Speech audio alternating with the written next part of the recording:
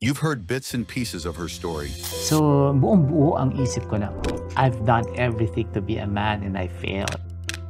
But she has something more to share. Wala na akong iniisip kundi yung kapakanan ko na kasi for the longest time, I'm suffering from that confusion. Her hidden struggles.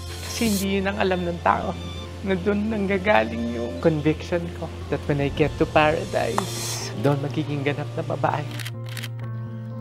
Her unseen victories. No, it wasn't easy. Hindi, It's the oo. hardest. Contrary sa mga akala ng iba na everything was on a bed of roses, no, it wasn't. It was very difficult. It's time to go deeper. Kasi galing nga kami sa machismo na pamilya. So, I mean, you know, bordering on homophobic, you just can't.